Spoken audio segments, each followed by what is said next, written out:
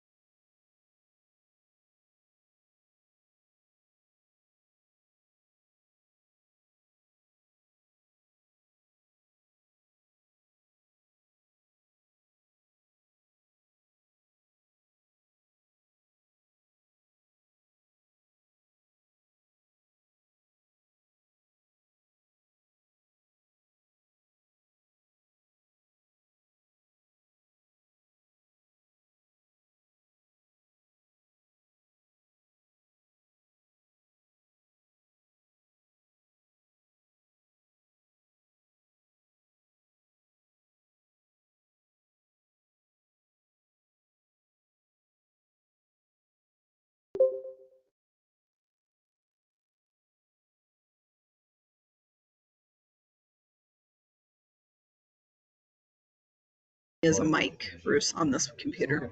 Okay, but I need, are we recording it? The meeting? It's very important that we record it. Yeah. Yeah. It is recording? On that, he didn't log out of your original. We just are using a mic on this one. Okay.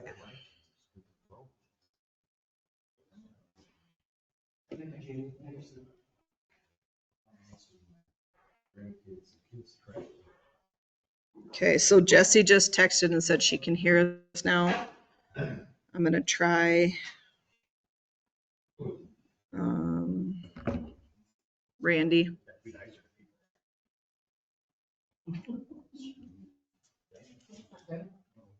So did we get it solved? I think so. I haven't heard back from Randy, but Jessie said she can hear us now. All right. Well, according to my time, I can hear you guys. Okay, Deb just said she can hear us. 8:25. Brenda, this is a board discussion and action, public hearing, resolution 2025-29, vacation, a portion of right of way. Which can you? Mr. Chairman, if I may? Yes, Bruce. So yeah, this is the time and the place set for a public hearing regarding the petition to vacate a portion of section line. Dennis and Margie are here in the audience. I will defer to them. I think I would just generally characterize it that the location is in Spearfish Canyon. And they're going to remove part of the structure as shown on the diagram and want to add a new room onto the existing structure. That would be the purpose of the vacation. And I think, as you can see, I think currently probably the existing building might not meet the setbacks, but would solve some problems if the section line was vacated. With that, Mr. Chairman, I would defer to any comments that they have. Okay, did you have anything to add, folks? Really, other than the section line doesn't seem to be something that most people, anyone would want to use, but. All right, thank you. Okay, this is a public hearing, so at this time, we will allow the public in the room or online to participate. If they would like to speak for or against this vacation of the section line, we would ask that you would please, if you're in the room, stand and state your name and address for the record. If you're online, please state your name and address. Is there anyone in the body of the room who would like to speak to this body? Okay, seeing none. Can you folks in the back hear me okay? Okay. Anyone online who would like to speak to this? Okay, looks like we've given an opportunity to everyone. No one wants to participate at this time. We'll close the public hearing and offer it to the board. Yes, sir. Looking at this is out in Elmore. All around it is Forest Service. It doesn't access anything behind it that's not accessible by the road that's there. Elmore's kind of tied in, and it cuts through their lot. So this to me makes perfect sense for vacation. So I would make a motion to approve. What is it? Resolution 2025-29. Section. Okay, we have a motion by Flanagan and a second by Jennings to approve the section line vacation. Is there any further discussion? Seeing none, all those in favor of the motion will say aye. Aye. Opposed? Motion carried. All right. Mr. Bay, sir.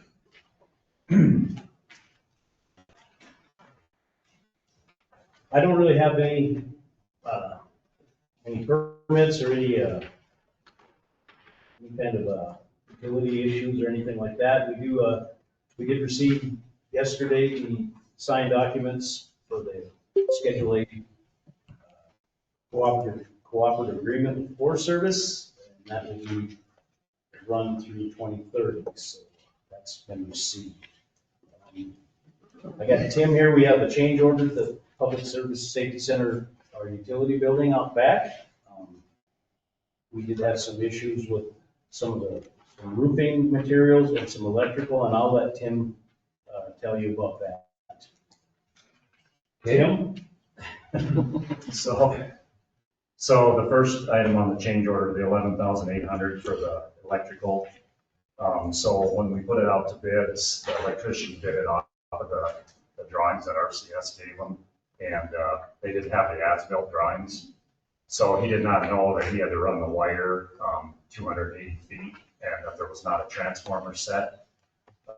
So that increase in cost is because of that. He has to run longer and heavier wire. And then the next item on there, for the OSB for the roof, we decided that it would be a better roof if we went ahead and added this, although it is not required.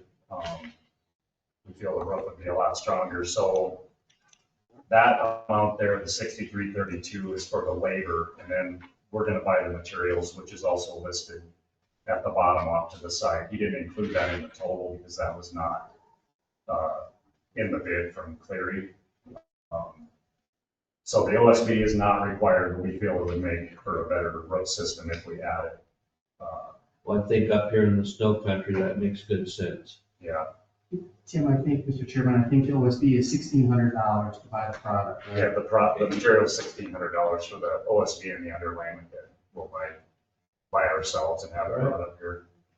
Mr. Chairman, I mean, I think Tim, he can take it out of his budget. Yeah. Okay, Yeah. sounds good. Do we need to act on that, Bruce? Yes. Okay. Need a motion to approve the request?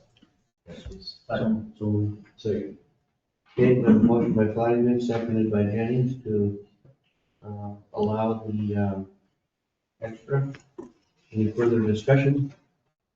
Seeing none, all those in favor of the motion will say aye. Aye. Opposed? Motion carried. The only other thing I do have some bridge updates. Pending our presentation from our consultant on our biannual inspections, we do have some updates on the 4 bridges that are currently being worked on right now. There will be more of that coming forward in the 5-year plan as well at the next meeting, but just to kind of give you a heads up on the Christensen Drive Bridge, the structures are, all of the precast log structures are complete now. We're just waiting on the seasonal limitations that we had for easements with the one landowner to go back in and start working on that. I do fully expect that Christensen Drive Road will be open, but I don't know that it will be 100% done as far as paving goes because of seasonal limitations. The Maitland Road, that structure, we just yesterday signed some agreements with the EPA for some stormwater issues as construction begins. So that one is slated to be completed yet this next month and the following. Our Elmore Bridge, that's been in the works now for 7 years. It's supposed to go to bid by the end of this year. I don't know. It's still up in the air. We did have an issue with the American Dipper. There's a nest that was put on that bridge years ago, and because it is a protected species, we now can remove that nest after July. The end of July was the window for that to be removed, so hopefully that bridge will move forward and we'll get that bid this year. That's the plan. Okay. And then our Whitewood Service Road bridge, this is the bridge a mile east of Whitewood. We also kind of had some issues there with some environmental and archaeological stuff. When they did their digs there, they found some pottery out in the field. So we're still waiting. That is also slated to be bid yet this year, to go to a bid. Other than that, I did have to, we'll talk about it in our 5-year plan, but those bridges had to be moved around a little bit. If you remember our 5-year plan from before, some of these keep reoccurring on our 5-year plan. But, just unfortunately, we have to move them forward, as we go. If they don't get built in our time frame, we're just kind of, our hands are tied a little bit. Other than that, I don't really have anything else for you guys. If you have anything for me, certainly let me know. Any questions for John? The Whitewood Bridge, that's on the south side of the interstate? That's correct. It's in line with the bridges that they're currently working on the interstate. So that's gonna be replaced with a cast-in-place box culvert. Hey, Bruce, you have a question? Well, Mr. Chairman, there's one more thing after you're done asking questions that we need to take care of. It's the Avid for engineering agreement as well. Speaker. Go through that door. Right.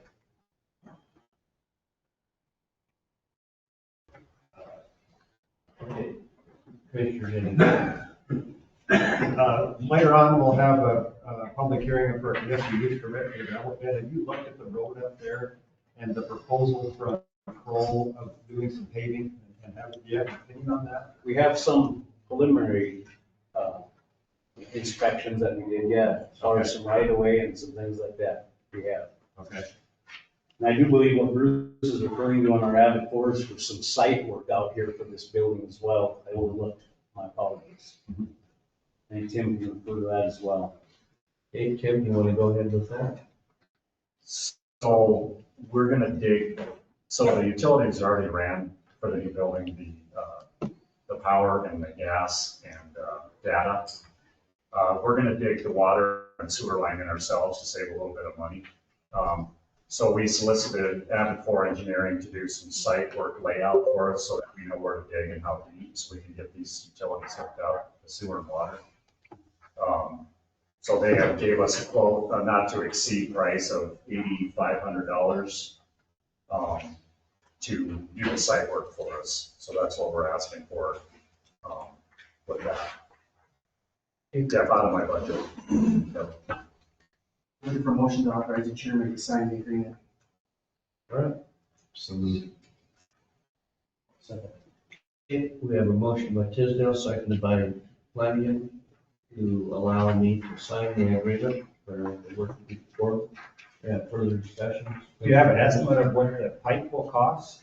We already have the water line, which was minimal, $300, and I do not have the price on the 4-inch sewer line yet.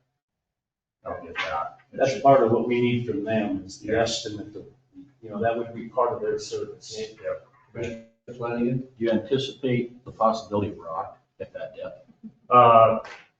For the sewer line, no, because that didn't have to be blasted, and we believe that we can dig next to the trench that RCS dug when they put the utilities in for this building.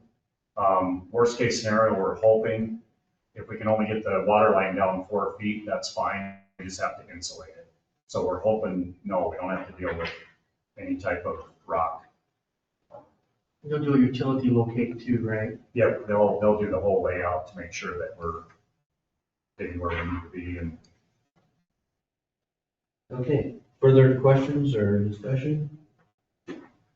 And so this is just to get water and sewer to the building. yes, We didn't previously think we, no, originally, from the get-go of this project, we were gonna do just a dry storage with heat. And then we decided, well, if we're gonna go that far, we may as well add, floor drain and a bathroom and do the entire, complete the whole thing that way. So, we did not have the sewer and water ran, with this project. Tim, is the water so you can originally so you can wash off equipment and so forth as well? Then it made sense as long as there's water there to put a bathroom in. Is that fair? Yep. The sequence of events.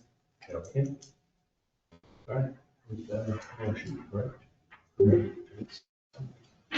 All those in favor of the motion will say aye. Aye. Opposed? Motion carried. Somebody was, Richard was opposed.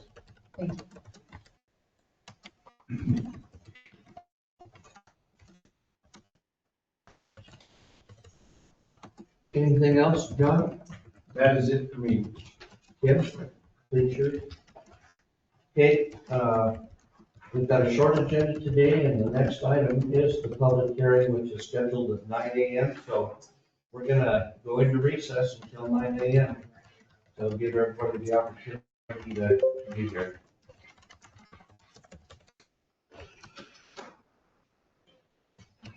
For those of you that have joined us, this door over here on the left-hand side of the room, if you go out there and down the hallway is the restroom. Yeah. And if you also, if you plan to speak, I hope you sign up on the sign up sheet. Thank you.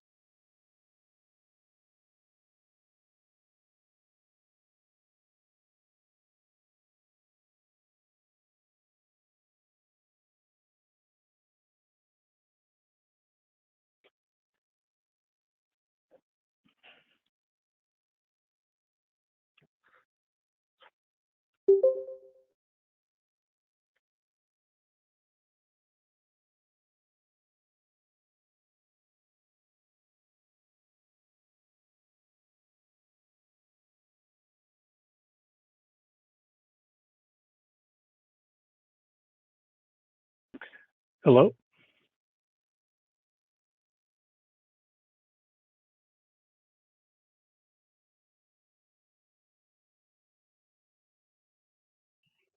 They're on break right now. The public hearing will start at 9. Okay, can you hear me? Yep, I can hear you. Okay, I just wanted to make sure I was in the meeting, so I will hold. Thank you. Yep, perfect.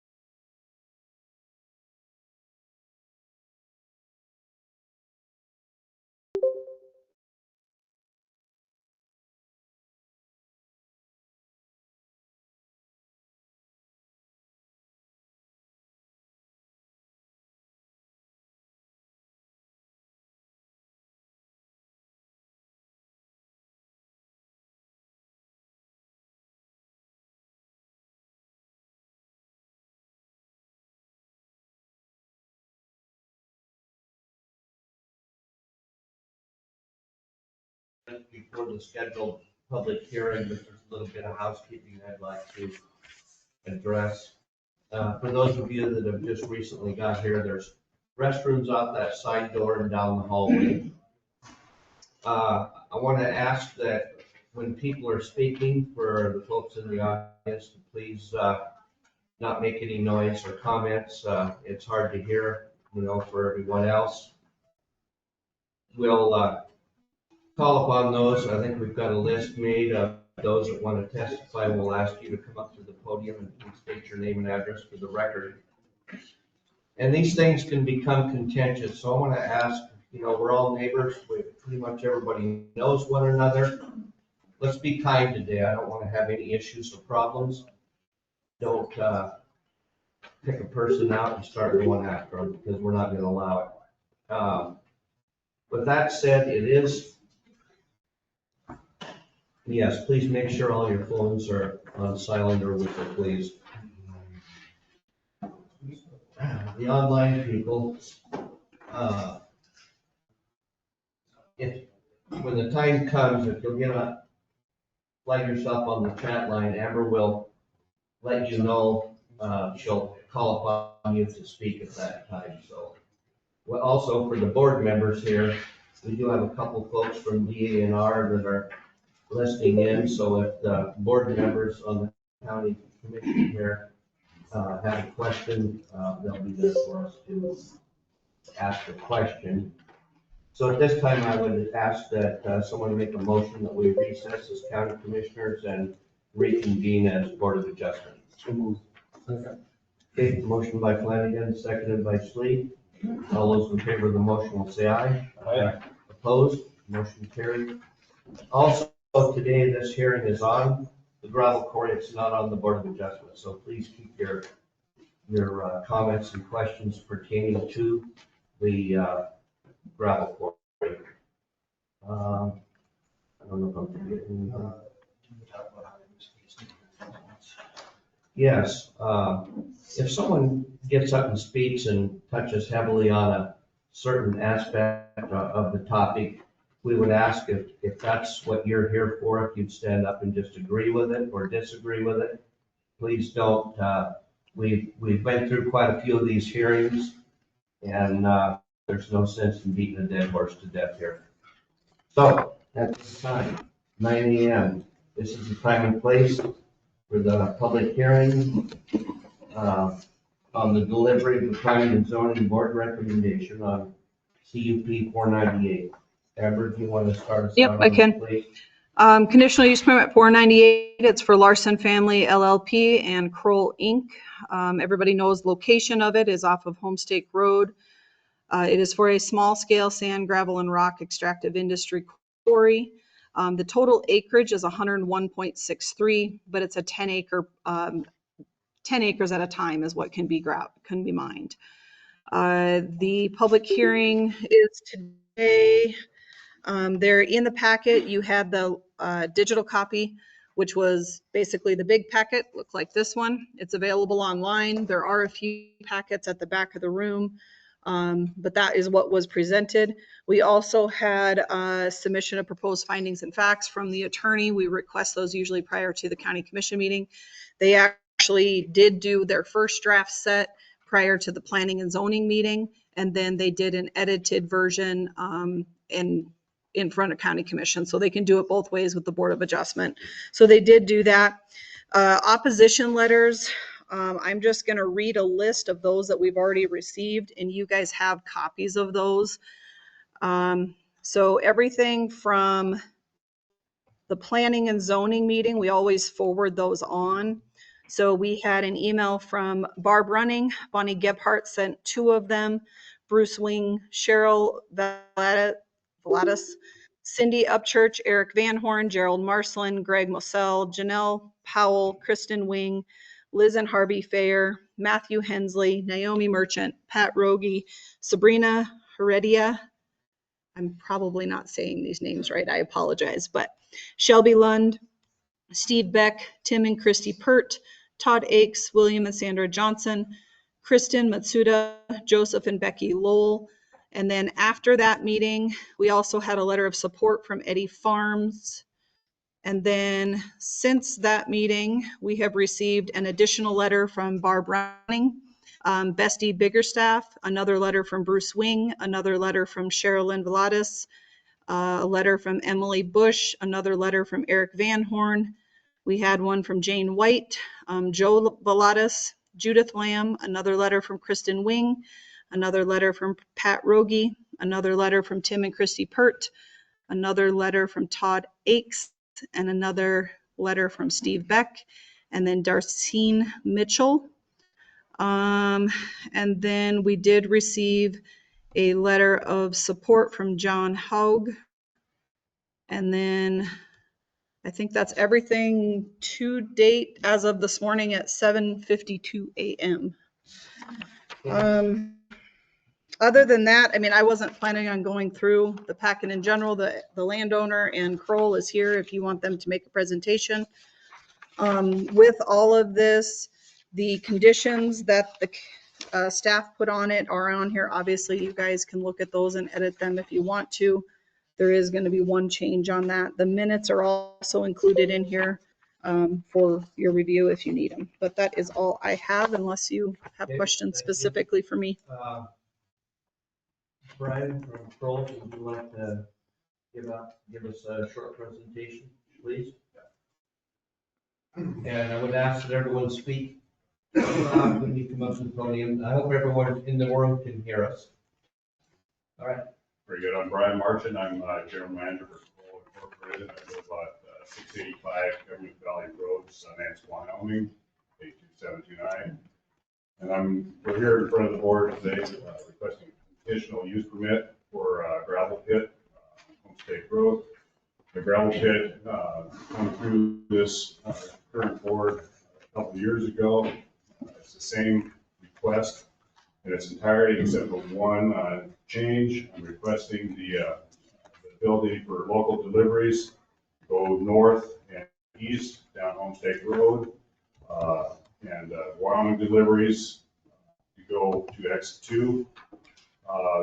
And in exchange, we would be willing to improve that road up the hill, widen it, make it safer, pave it, for us to have that ability. So nothing else has changed with the permit from what you guys seen the previous time. I'm here for any questions that you might have at any time.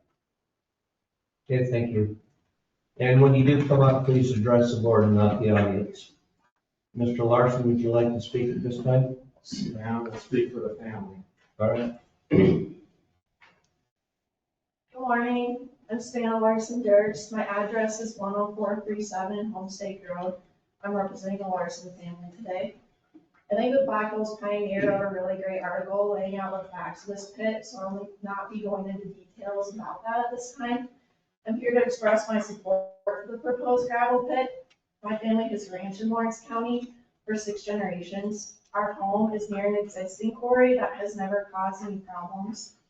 Agriculture land is where we grow crops, raise livestock, harvest timber, and source aggregates. Without ranchers and farmers, we wouldn't have food on our tables or materials to build our homes or roads. This site is in a small canyon which helps limit the impacts of dust and noise.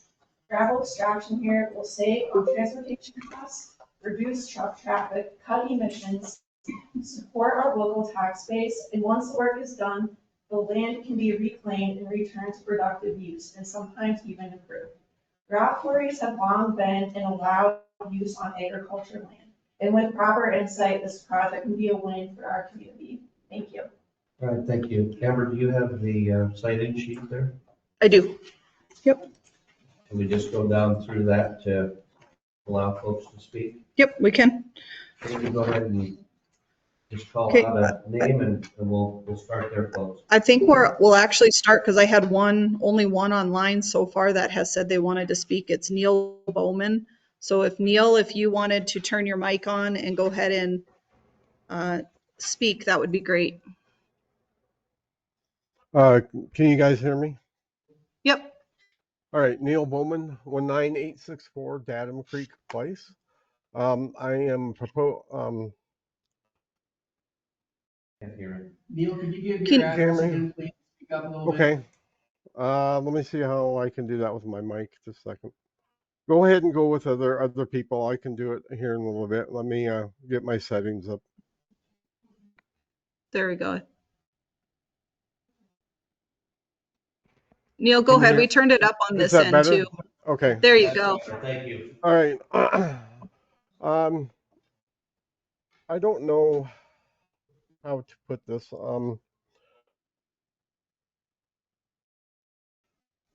I think this should be put on hold until the court case that is going through the courts on how these cups are finalized, and if the citizens of Lawrence County can speak their mind and also speak at the ballot box. I just don't know why we're trying to push this through when there's something coming through the South Dakota Supreme Court, which would change every way that we're going to be doing this on these cups and these gravel pits. That's all I need to say. Thank you. Okay, thank you, Neil. Next. Okay, I don't see anybody else so far that has commented online. So we would start with in the room, we have Dahl McLean. Hey, Dahl, would you like to come forward, sir? Once you're here, you on the floor. Good morning. I'm Dal. It's Dal, pronounced sorry. Dal. That's all right. Everybody does that. I don't envy you guys. Name and address Oh, for the record. Dal McLean, 11853 Acorn Bridge Road, Spearfish. Thank you. I've been a landowner here since 1993. I'm, a transplant. I've been here. Most of my years I've spent here in South Dakota. We buy the property in 1993. And, I get, a little upset when I see, somebody throw up a sign on an interstate or billboard, or I get upset when somebody erects a cell tower in my viewing, so, that's kind of things are important. More crazy. Is the view. I like my property and love to see the cows grazing and my horses grazing and timber and everything else. So I understand how people get upset when they buy property and not realizing that their neighbors could decide to put in a gravel. We did, we the people decided in the 90s that there'd be a comprehensive plan for development in Lawrence County.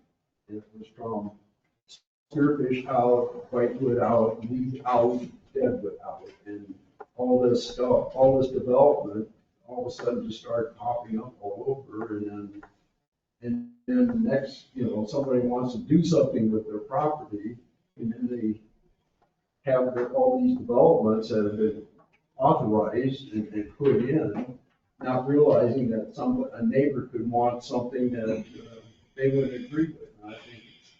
And I think it's been a problem if that comprehensive plan would have been implemented and utilized back in the 1990s, and put in place that we wouldn't have a lot of this conflict that we have now, and we wouldn't be losing a lot of our ranch land and our open spaces and all those things. It's sad to see this the development, and it conflicts with business. And I understand if you're a property owner, you would like to take advantage of the resources on your property, but sometimes you have to take into consideration what your neighbors feel about it, and you may not be able to do what you want to do. It comes down to that. My property is a back, it's a asset, a big asset. Something happens to my property, I'd be in big trouble. People buy houses, they appreciate, and, their life is based on those houses. So put in the gravel pit, would authorize that, it's gonna affect those people and their property values. I think it really needs to be looked at closer. That may not be the best thing to do for the property. That's all I have. Thank you. Yeah, thank you. Amber?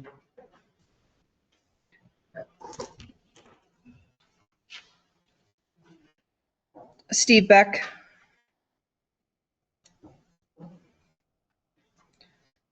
And I'm going to ask everybody that's in the room, because we are having to bypass, this is the speaker here. So if you can, I mean, can't hear online because this is the speaker over here. So if you can maybe look at me, and it might help instead of going to the back of the room, just so online can hear.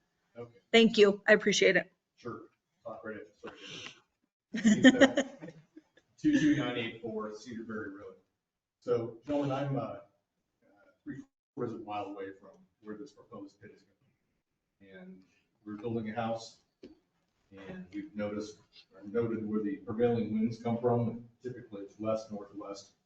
So what I see the pit is going to eventually do is it's going to blow sand and dust and noise and that type of pollution for not only us, our neighborhood, but the town itself. So I'm definitely opposed to what's happening here. I don't understand why we can't postpone this until the tough decisions have been made. But I guess in a quick sentence, and from what I'm seeing here, that we need to consider what it would do for the land values, for the health of the people of Spearfish, considerations of the road itself and what it needs to do as far as traffic on it. I hope you're considering how big of trucks that are going to be going through there. They're saying about 15 trucks a day from 7 a.m. to 5 p.m. or so. Consider what's going to happen with that. So if this does get pushed forward and pushed through on your side, I would strongly suggest that all the trucks get routed west on Homestake up to the Red Oak Road, the Highway 2 exit. That keeps everything away from going east into town. It goes west and then up to 90 Valley. Those are my points. I appreciate the consideration. Okay, thank you. Okay, we have Mary and Denny. Or Margie and Denny, maybe? Brandon, if you want to speak, it's your time now. If not, okay. Janet Easton. If you, no, okay, thank you. Jay, is that Frey?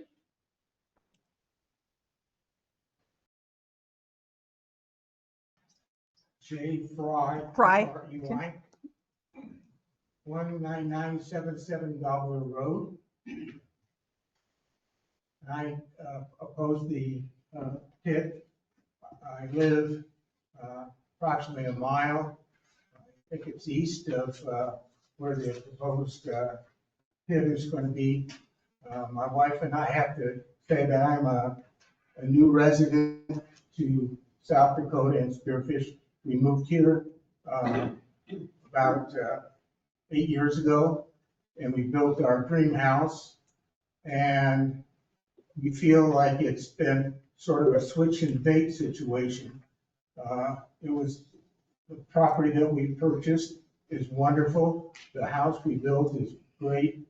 And now, after everything and we settled in, we find out that this pit is going to be going in not too far from the house.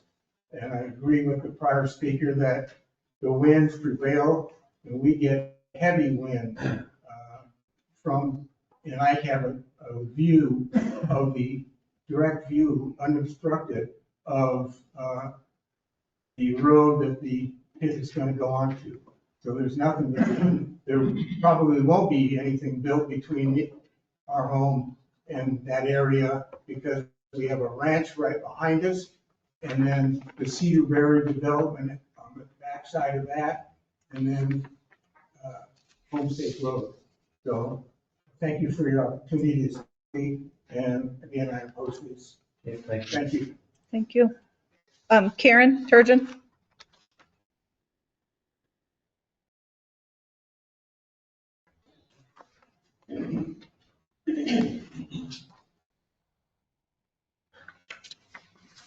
Morning. Morning.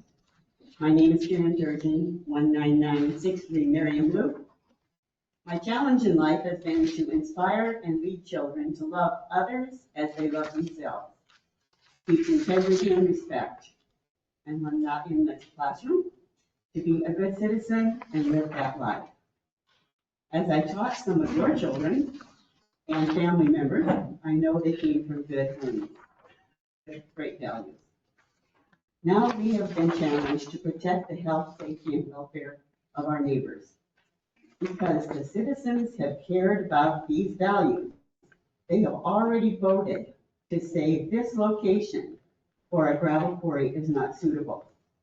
I listened to the Spearfish residents and followed through with petitions and expected leadership to care about the health, safety, and welfare of all of us. The air needs to be of great quality, and we can see from the testimony of many that the quarries in the area, including Crow's Wyoming site, continue to pollute. The Homestake Road in our area serves 100 families in the Crow Peak location. It is not suitable for dozens of trucks. It is unsafe for width and bridges. It is used by bikers, four-wheelers, and runners, and there have already been accidents on this location. I remain opposed to the Larson Crow Quarry and even worried about the wonderful Larson family and the accidents that can happen right there on their very narrow area. And I would request that the rest of my time be given to Kristen Wing. Thank you for listening. Thank you.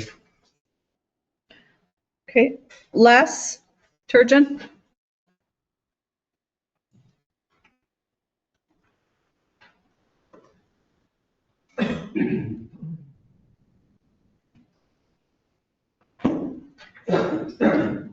My name is Les Turgeon. I live at 19963 Merriam Loop.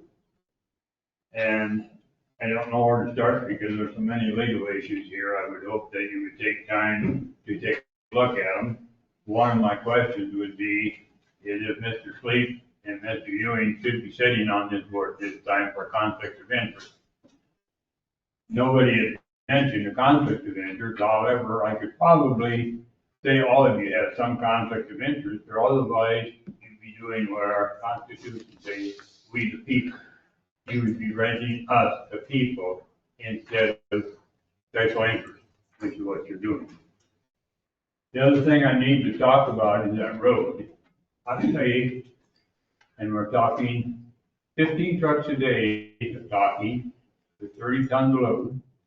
You multiply that out, you end up with 135,000 tons a year. And you've approved them for 250 tons. And now suddenly you're going to have to jump to 57 trucks a day, 300 days a year, in order to get to 250 tons.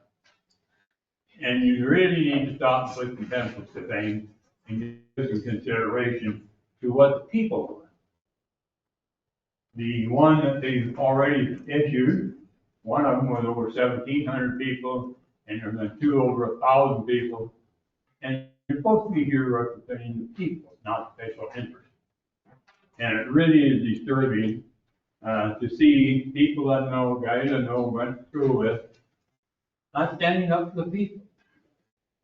The other question, and this would be for Mr. Oscar, I guess, is his comment said that the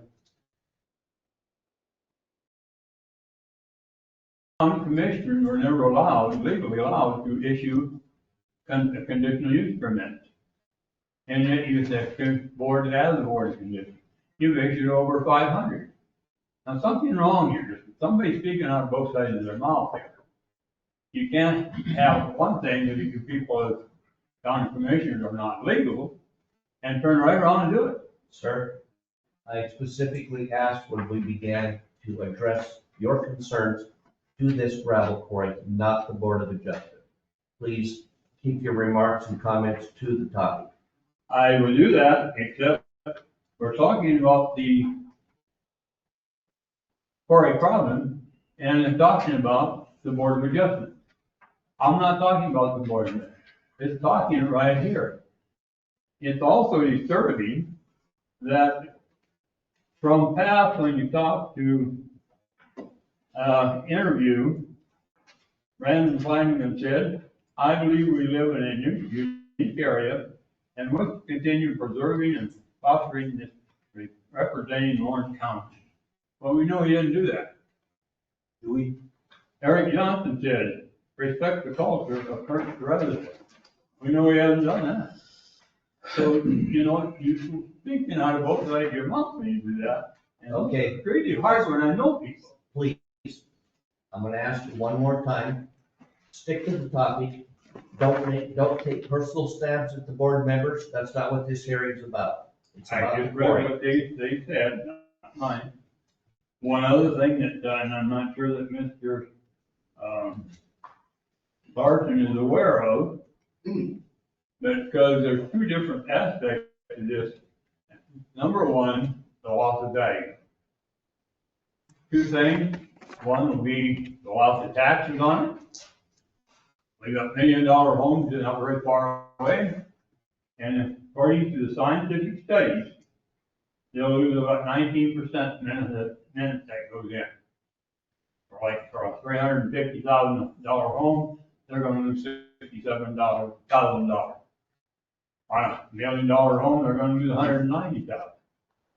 So if they take it to the court and get the taxes reduced, and then from there, I hope Mr. Larson understands that from there can be a lawsuit for the loss of their value. So it really needs to be set some time and discussed before you approve anything. And I'll like to go with that for today. Thank you. Cameron? Okay, Brenda Venice.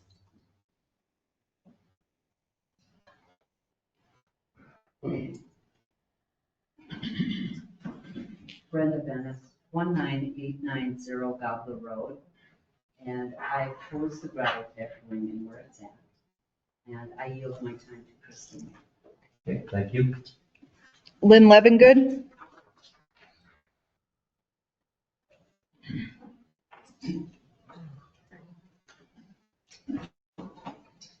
Excuse me. Retired Colonel Lynn Levingood, 10305 Homestake Road, Spearfish.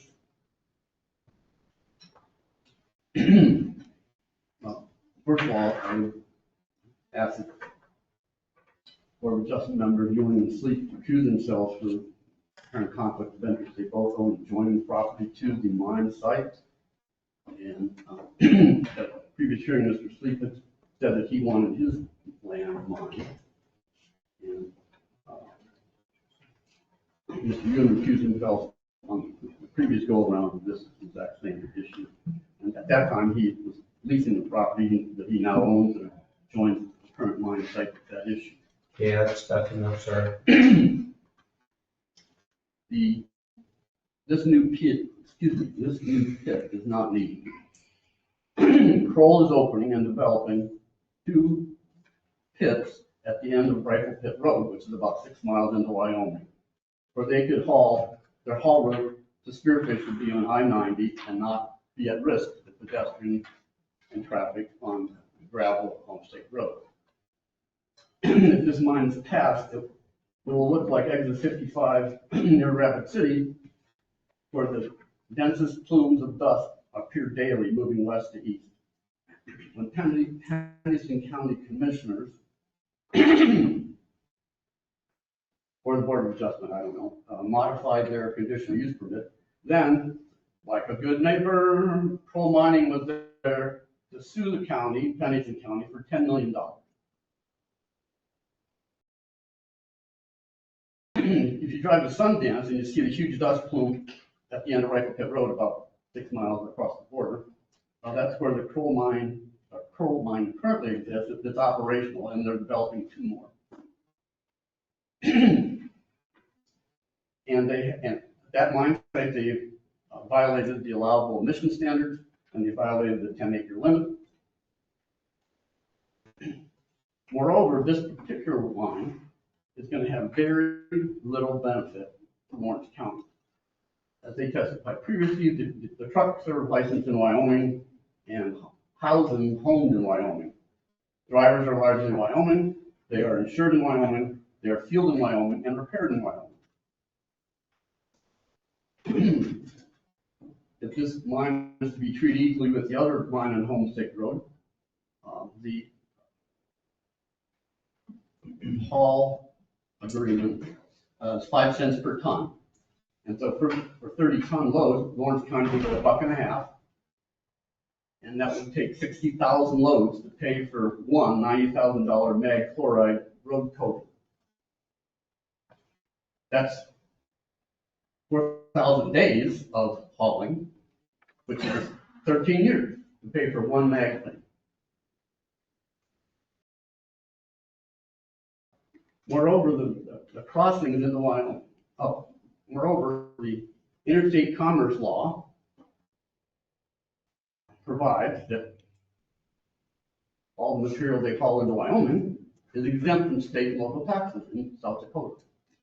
And you just heard him saying that they're going to Wyoming with their Western trucks. So you could make the conditions that the point of sale is at the mine site, which would then benefit Lawrence County with taxes.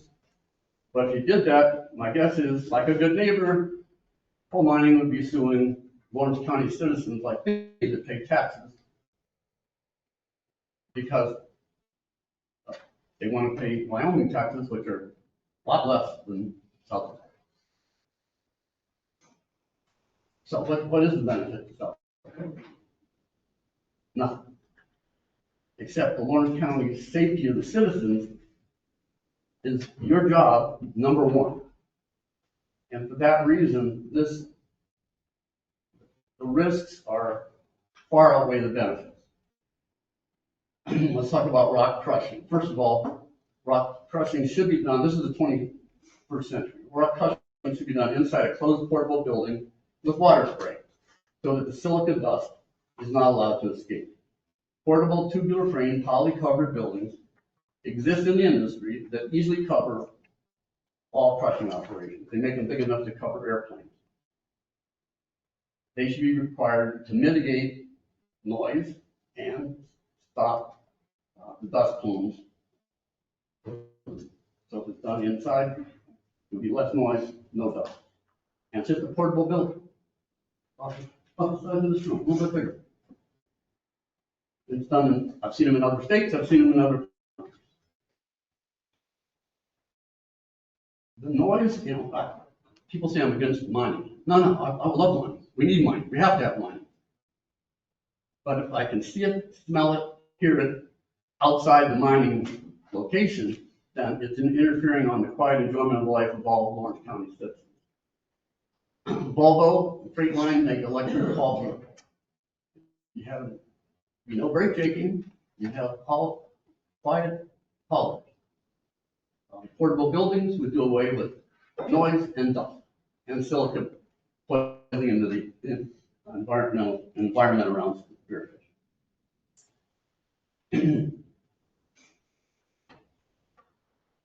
As one of the other, a couple of other people suggested, this should be tabled until the Supreme Court rules on Lawrence County modifying their CUP ordinance to transfer from the commissioners to the Board of Adjustment. Because of the Supreme Court rules against the county, then this hearing is moot.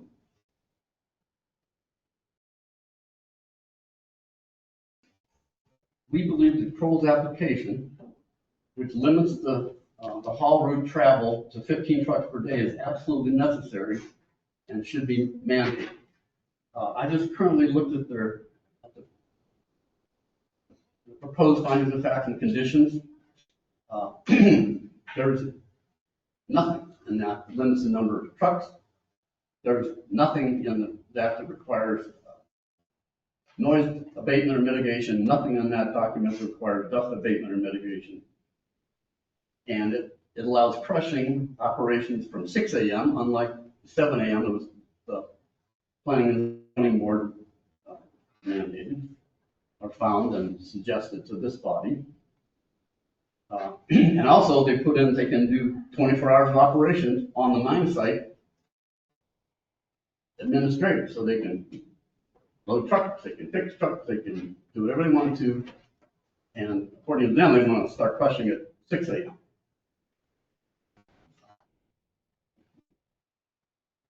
Back to the dangers of the Hall Road going west. Well, first of all, let's go east. East, there's 2 canyon crossings that may or may not be able to be widened. There's been 2 accidents there, one that I know took a lady to the bottom of the tree. Then you go down a very, very steep hill. Hillview Road. A loaded mine truck will not be able to stop for a school bus on that hill. And one of those canyon crossings is on a curve. And at this time, I'm going to incorporate by reference all of my prior written and oral opposition to the Kroll Larson CUP applications, prior and this one. Because in that, I submitted and quoted the National Transportation Safety Board's tables, which were unrefuted, that loaded mine trucks at the speed limit take approximately 400 feet on level ground asphalt to stop. There are going east, 1 visual restricted single lane crossing, which round trip would take, would be the opportunity for 2 head-on collisions. Because the curve you only have 200 feet of sight. Going west, 3 of the 4 single lane restricted choke points have visual restrictions that are about 200 feet, and most of them on a downhill. Going west, the first runs at the Larson Creek Crossing, single lane bridge, on a curve on a downhill coming west. Round trip, that's 2 potential head-on collisions.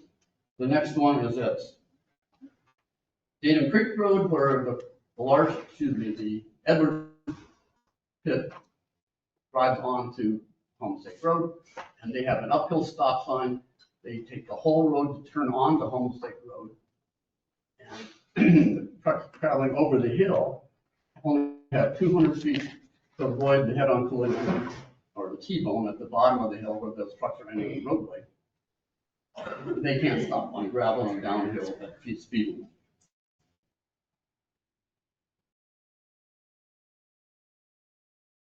Okay, the next one after Datum Creek is the Crow Creek Bridge, which has been 2 fatalities.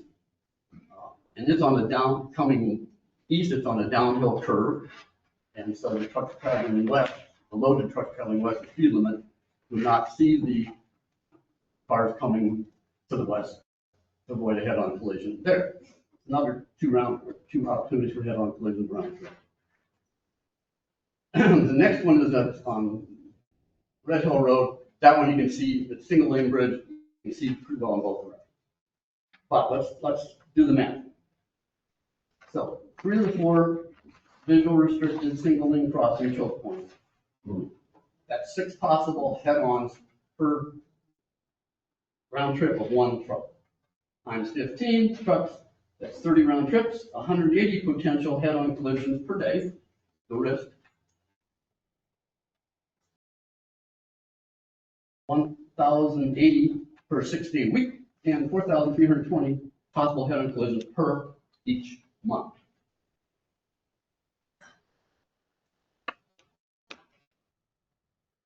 Orange County citizens do not want this mine. Another lady will tell you that they have collected over 1,100 signatures of voting residents and residents of Orange County to oppose this mine. You cannot pass this proposal without a Hall Road agreement because, as I said, in the current conditions right now, there's no requirement for any mitigation of noise, dust, or the number of trips. Though they say they're only going to do 15, excuse me. There's nothing in the actual document that you would approve, that's been submitted for your approval that limits any of them. Nothing. So where was that gonna be found? In a haul road agreement. Is there one? No. We haven't got to that yet, sir. I understand. That's what I'm saying. You need one There will because be half the one. people, I understand, but half the people here may not oppose it if they get to see that there's protections to the citizens of this county in the haul road agreement.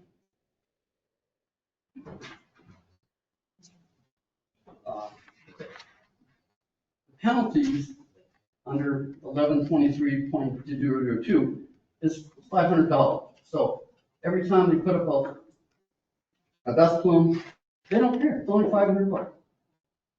So I oppose it for the reason stated. It should be tabled until the Supreme Court rules, and the risk far outweighs the benefit. Very little economic benefit. This is. Okay, thank you. Remember? Next one is Curtis McGuigan. If you want to talk.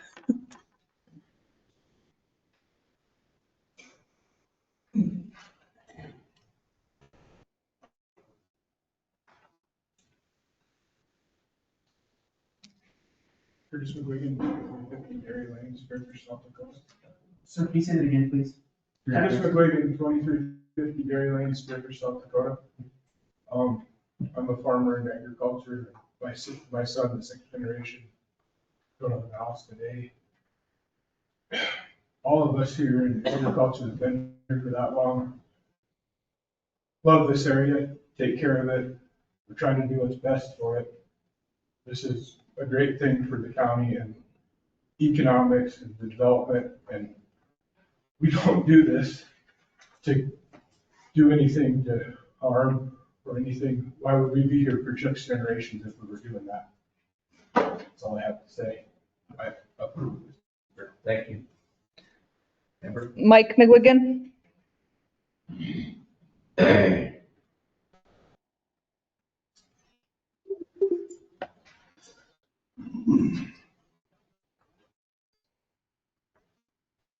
Mike McGuigan, 2350 Deer Lane, Spearfish, South Dakota. I'm here to support the Larsons on their endeavors. Looks like a good thing for Norris County, good thing for development, good thing for agriculture. Also, I've operated a gravel pit on top of a hill northwest of Spearfish for 17 years. And all the regulations on noise and dust and everything that had to be paid, we never had one complaint about any of those things in those 17 years. I think it's very well regulated, controlled. I think it'd be a good thing for everybody. Thank you. Okay, thank you. Shelby Lund.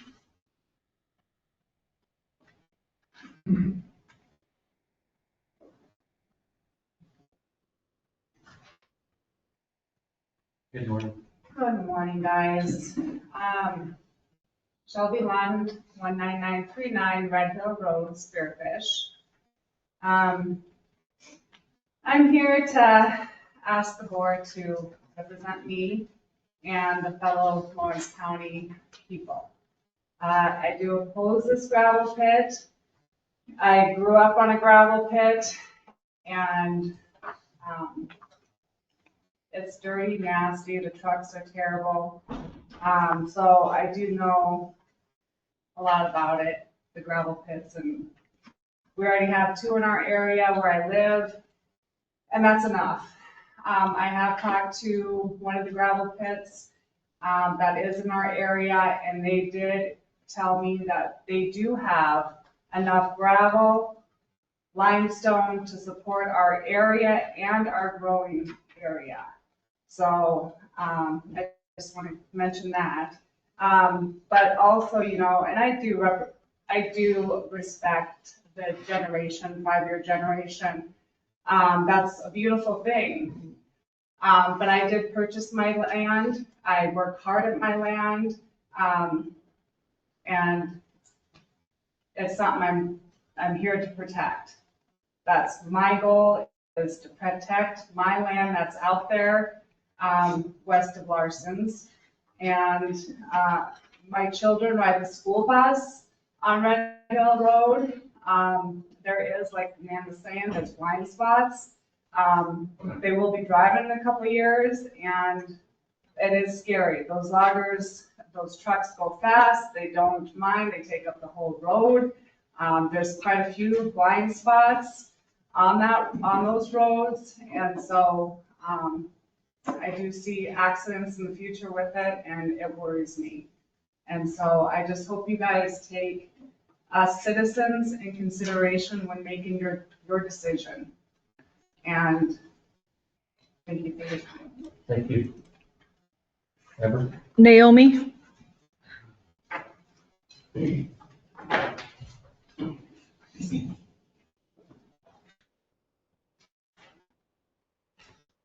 Bringing water to someone.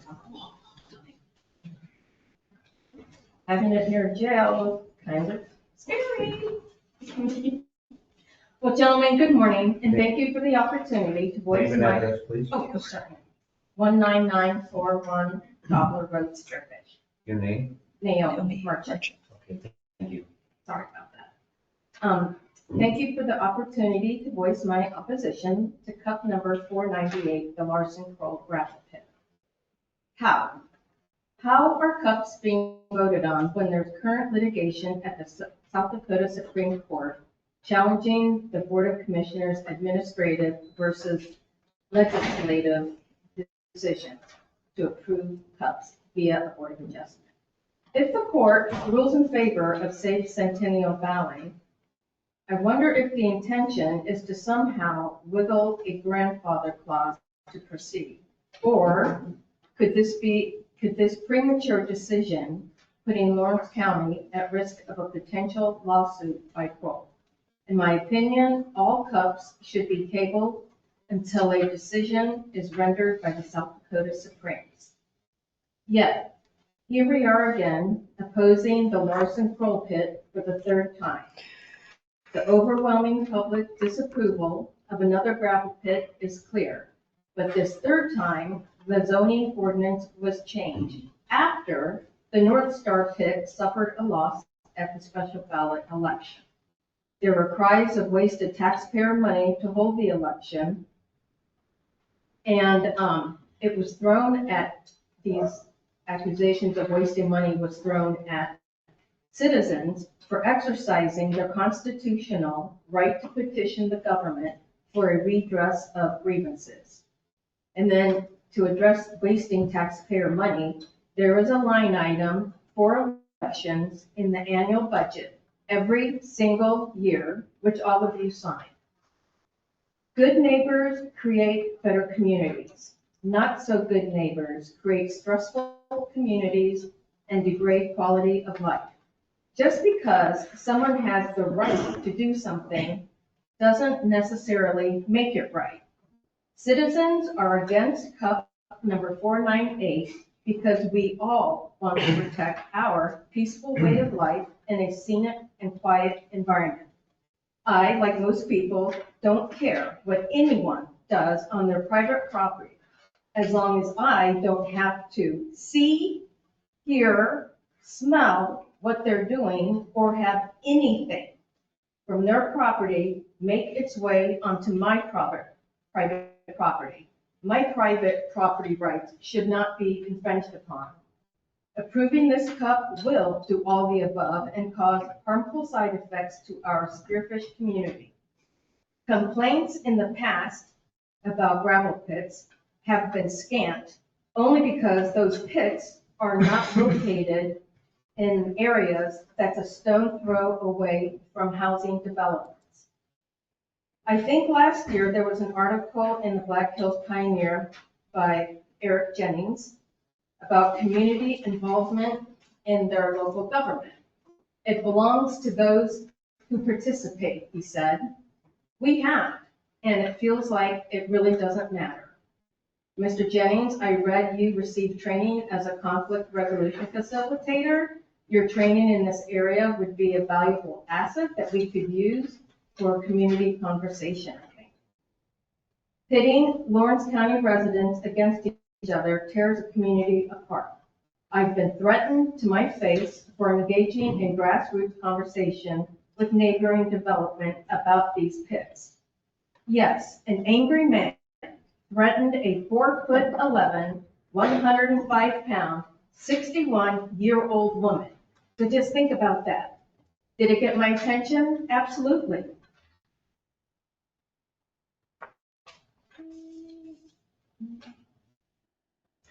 Local control feels broken. It's currently too concentrated with no representation from other towns in Lawrence County. The county needs to be divided into districts for equal representation on the Board of Commissioners. St. Ange and Whitewood, Lee, Deadwood, and Nemo. Spearfish perhaps could have two, and maybe even one at large. And I would request consider moving public meetings to the evenings so those who work during the day may participate in local politics. We can work together to do better. Thank you so much for your time. Thank you. Amber? Next one would be Emily.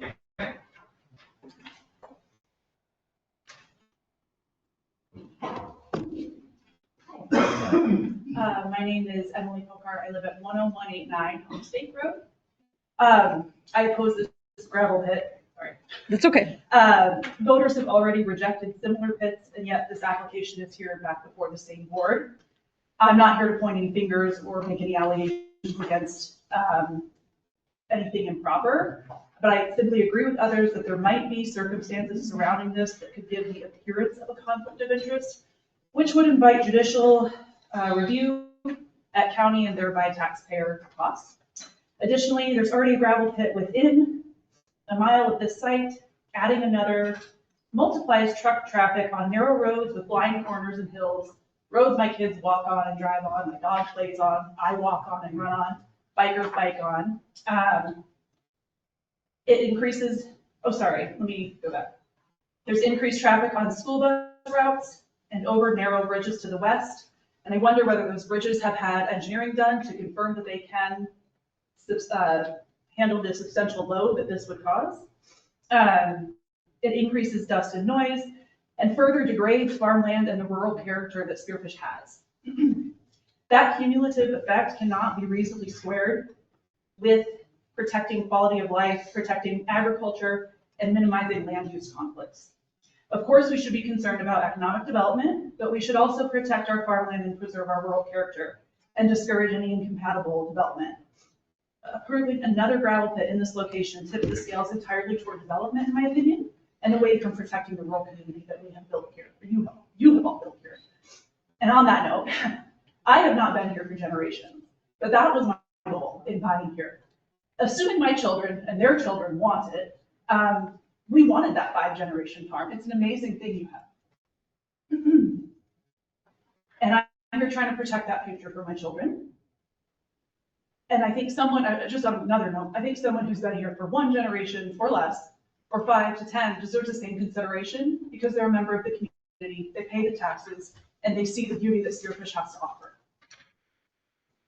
On a final note, you don't know me personally, but I recognize all of your names. I recognize that each of you have served our community for years in one way or another, and I don't envy the job you have in front of you today. Public service is often a thankless job, and you're never going to make everyone happy. But in that vein, I urge you to listen to the overwhelming opposition to this gravel pit. Contemplate the cumulative impacts of multiple pits on the same road. Consider what we want our agricultural zoned areas to even look like, and prioritize protecting our citizens and their interests that they've made loud and clear, and prioritizing our safety. Please deny this conditional use permit. Thank you. Thank you. Amber? Next would be James Metzger.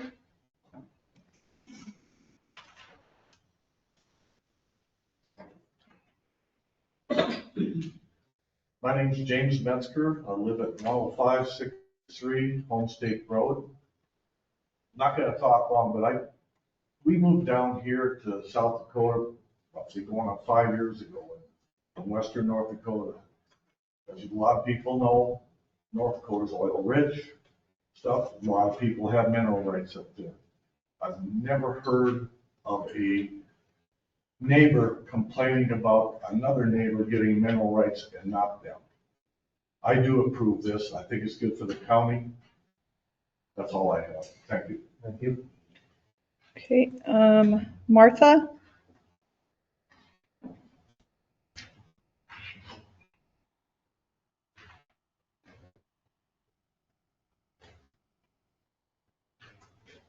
Martha Wisniewski, 1106 North 10th Street.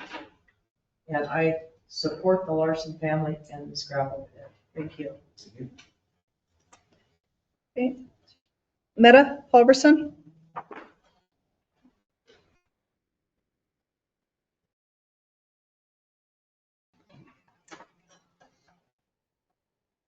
Good morning. Maida Halverson, 20399 Blue Ridge Loop, Whitewood. I would just ask all of you this morning to take into consideration the concerns that people that are here, the people that are online, people that have submitted written correspondence to you. Just take that into consideration.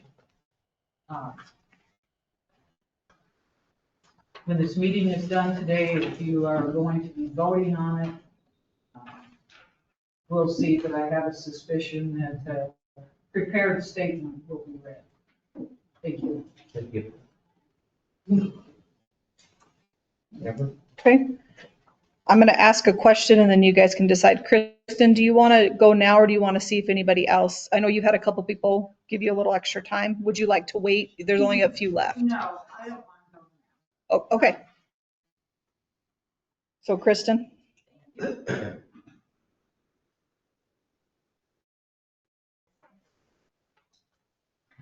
Kristen Wing, 22986 Cedarberry Avenue.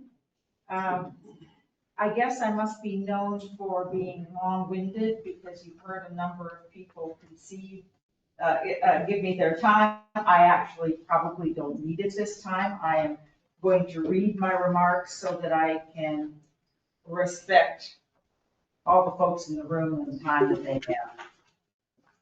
One thing I'd like to bring to your attention first, though, this is not actually part of my speech, but I did read the Kroll Larson conditional use application, and it actually does not follow ordinance 2405 because it says the application form states that the Kroll gravel pit application should be sent from planning and zoning to the county commission. That's on page 15, page 42, and on the signature page. So since the purpose of ordinance 2405 was to make a distinction between the commissioners acting as county commission and the commissioners acting as board of adjustment, I assume this is relevant to the issue at hand and perhaps legality. So you might want to change your process and make sure that the application states is in conformity with the ordinance. I'm an administrator by training, so I kind of notice these things. And finally, before I start, I want to go on record as incorporating by reference all of my previous testimony and documents given to you in opposition to the 2023 Larson Kroll pit. I think that at those hearings, we presented a lot of data. It didn't seem to matter. So we're, in the interest of time and probably getting the fact that we're a little tired listening to our own voices, we're not providing that anymore, but I refer you to all that. I handed in a packet of information. Since I have a medical research background, I actually do have some standing in that area. Now my testimony.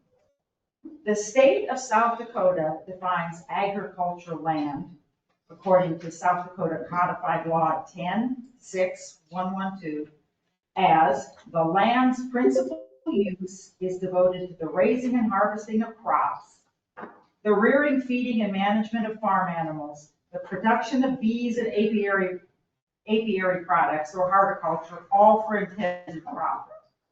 Now, we heard at the last meeting that we should have known what to expect when we purchased our land. Wrong. If real estate agents do not know about the 33 cups, then they need to be informed, and they need to inform their buyers. To the average person, agriculture means what I stated and the way the South Dakota law defines it. It doesn't mean gravel pits and wind farms and helipads to the average person. So when we do purchase our property here, it's almost borderline fraud that we're not informed that when we say, oh, this is a beautiful view, I like this site, how is this zoned? And we're told, oh, agriculture, what you see is what you get. That is not true. So the developers and the real estate agents in this community need to accurately inform people. I can assure you probably wouldn't be worrying about development then, because there would be a lot of people who wouldn't purchase their lots. We surely wouldn't have purchased ours if I'd known that there was a potential for that. I can assure you that the lot purchasers in Cedarberry and Wild Turkey were not informed that ag land is not really ag land in Lawrence County. If homeowners sell a property, we're obligated by law to reveal its flaws to the prospective buyer. I would expect developers and real estate agents should be obligated to do the same. When we were circulating our 3 petitions for signatures, most of the people we met were shocked to learn about the cups. People don't know. The people of the county have spoken resoundingly against the placement of gravel pits on Crow Peak Bend. We won a referendum on December 19, 2023. We rejected the Grand North Star pit, and we were on our way to doing the same with the Larson Crowell pit when that cup application was pulled. We gathered 1,730 signatures against the county doing an end run around our ability to redress our grievances and take our concerns directly to the people. We should not even need to present our point of view at a public hearing. The public has been speaking directly to you about this issue for 2 years. We also object to the weight given to the Larson request because the family has held the property for 5 generations. I heard today 6. It would be wonderful to inherit land rather than need to save for a lifetime to purchase our homes in retirement. However, we are all equal under the law. Nowhere in the Constitution does it say all men are created equal unless they own generational land, and then they're more equal. The Larsons are one family, and their request for a gravel pit on their property will negatively impact hundreds of other families. Crow cannot control dust and noise so that our quality of life remains as it is. They don't even propose to. At the last meeting, during the discussion session, and prior to the vote, we heard that the Board of Adjustment needs to, quote, mitigate Crowell's activities so they have the least effect on their neighbors as possible.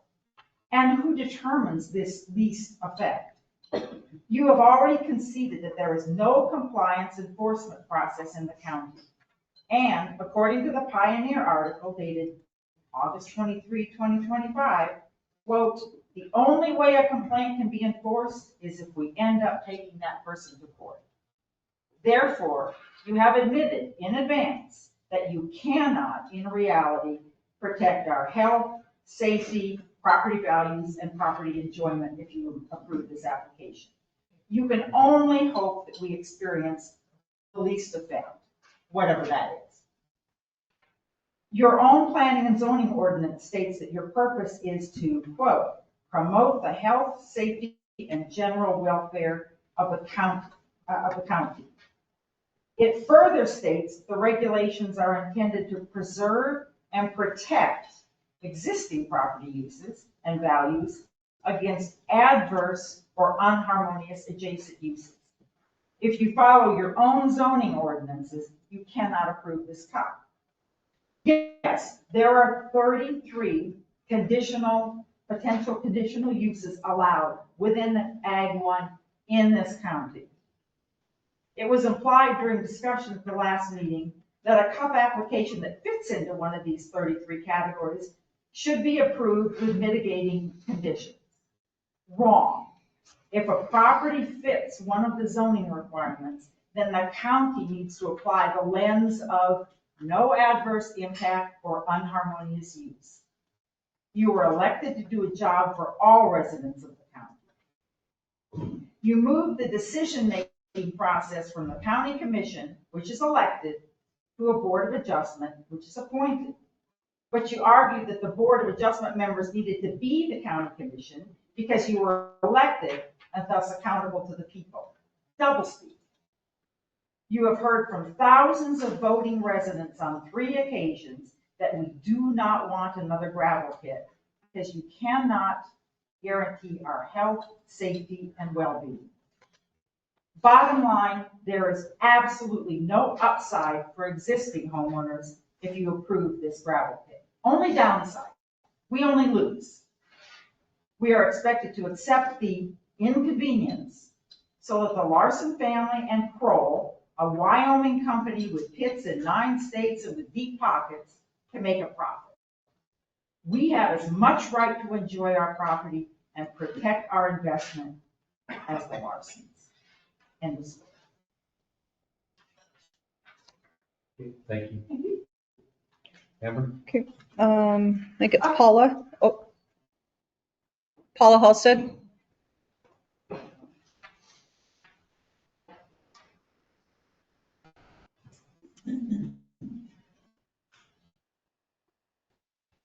Morning.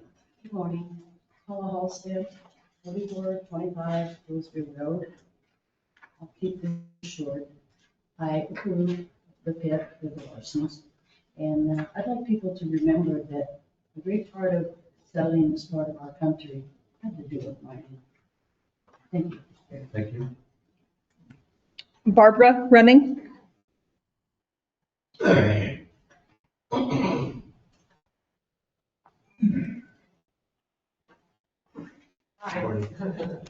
Barbara Running, 609 Bridgewater Court, Spearfish. We are neighbors to Larson's and have been for the 1960s. And I'm sure you all read my letters. I just want you to know that our family is opposed to this. Thank you.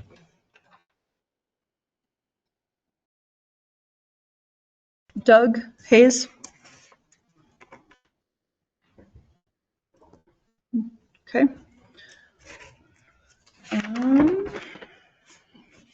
Donna Halstead.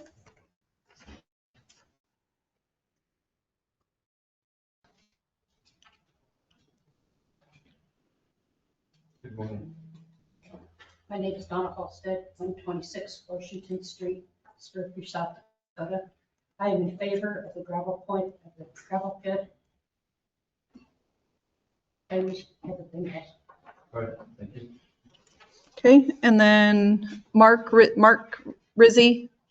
Mark came in at the end and asked me to add his name. So. Well, I don't allow others to stay.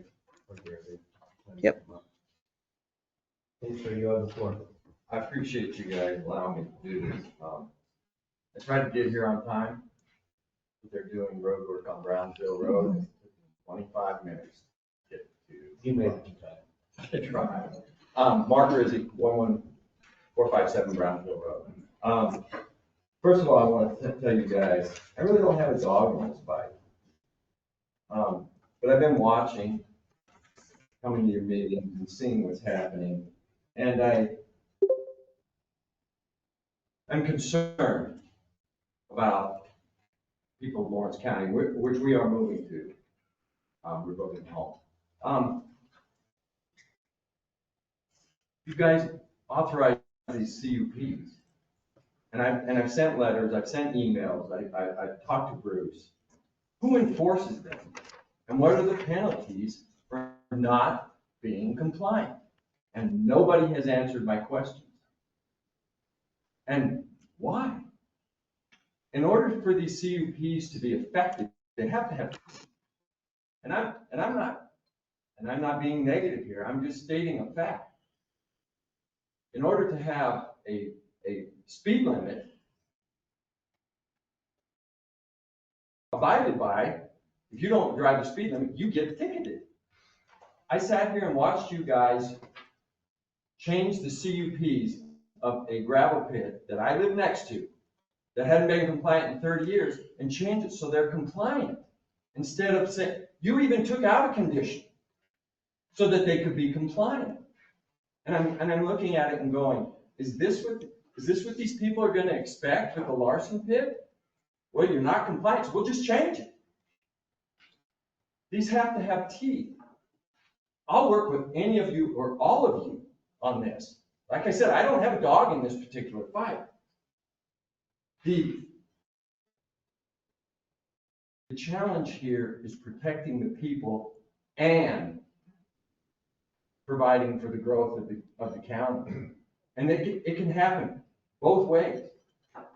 One of the commissioners at the last meeting said there's going to, if you live in rural areas, you're going to have a little bit of inconvenience by what happens out in ag land. What's a little bit to some person might be a lot to the family who has a kid with asthma or somebody fighting COPD. A little bit of dust may be too much for them, but you can coincide. It can work.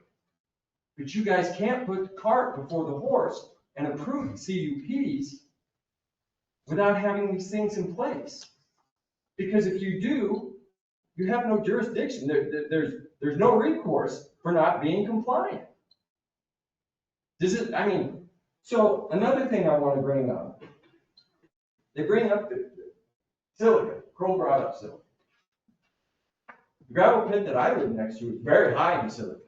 Very high in crystalline silica. Limestone is, without a doubt, the best for road base. Please address. I'm sorry. It's the best for road base. No two ways about it. It's low in silica. It's low in crystalline silica.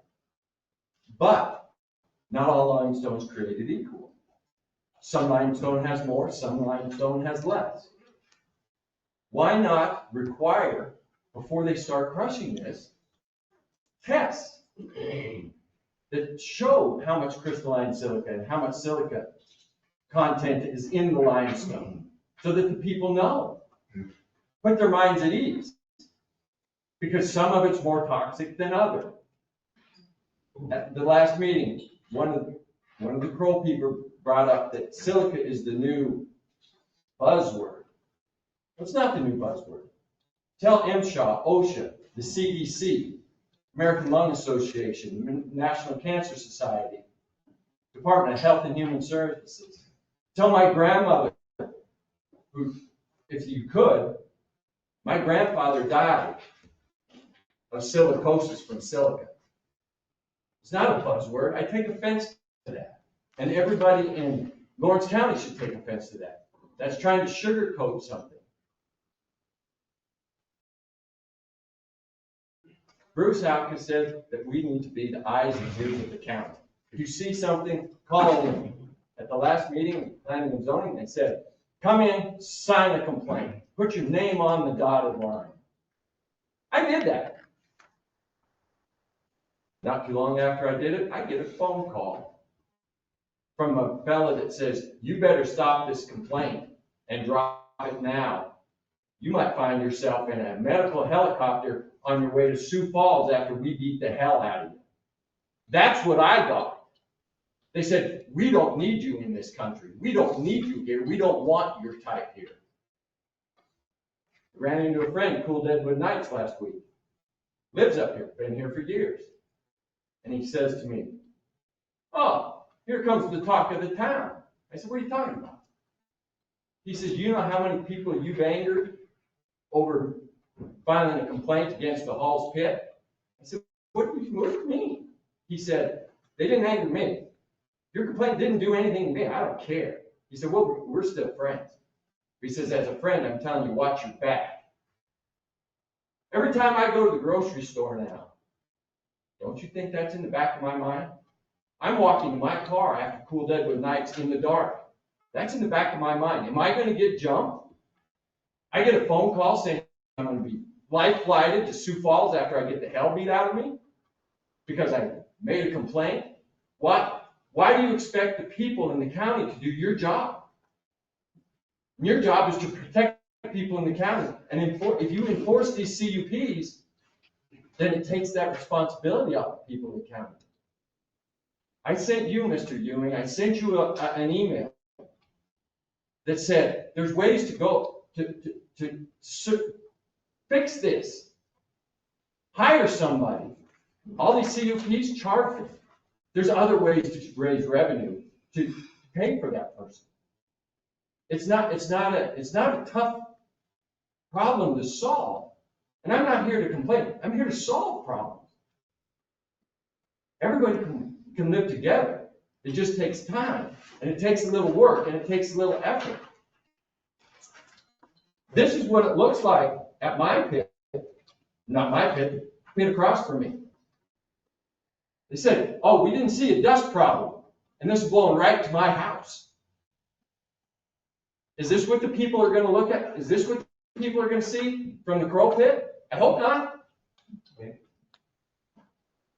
Last but not least, like I said, I'm not here to complain. I'm here to help. I want to help. There's problems. Don't put the cart before the horse by approving this CUP before you have conditions and policies in place that actually penalize, that actually make these people conform to the CUPs, because they don't. If there's no consequences for not being compliant, why be compliant? And I don't know the Larsons. I've never met them. They may be great people. I don't know. But they have no right to put anything on anybody else's property without their permission. That includes their dust that they're creating. And that's all I have to say, and I appreciate your time. Thank you. I have no one else on the list to talk, and no one online has Is there anyone in the commented. body of the room that didn't get signed up that would like to speak at this time? Okay, come forward, please, and state your name and address for the record. I'm Kim Larson. I live at 130 Goghard Lane in Spearfish. And I'm here to support the Larsons. And I think Ms. Lee made a good point about, people not understanding that when you build next to ag land, that things can happen, right? Larsons could develop all that up there. You guys might have 200 new homes with 4 cars per household driving by your house every day. That's going to kick up some dust. That's going to be dangerous to bicyclists. People aren't going to like that, right? I live in the valley. I have ag status. The housing development came in front of me. I see that as an eyesore. I don't like the housing development. I have a shallow well. They came in. They're spraying pesticides all over their lawns. They're poisoning my well, because I have my own well, probably, and it's shallow.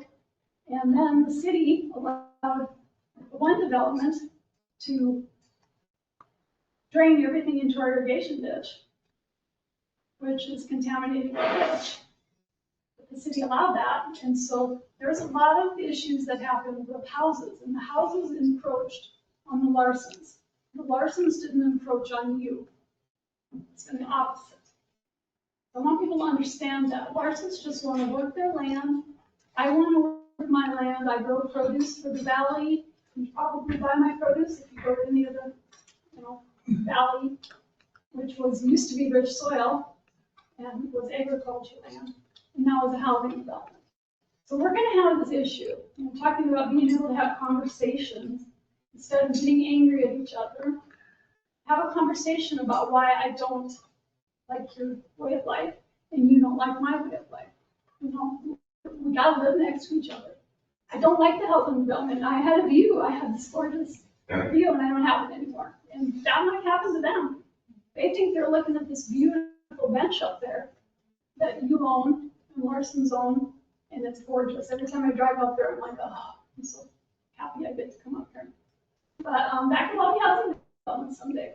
And these people that are complaining about these 2 gravel trucks for a short amount of time could have many, many cars driving by them too. So I just wanted to make that point because I feel it's the opposite. I mean, we don't like the way you live, you don't like the way we live, but we gotta get along.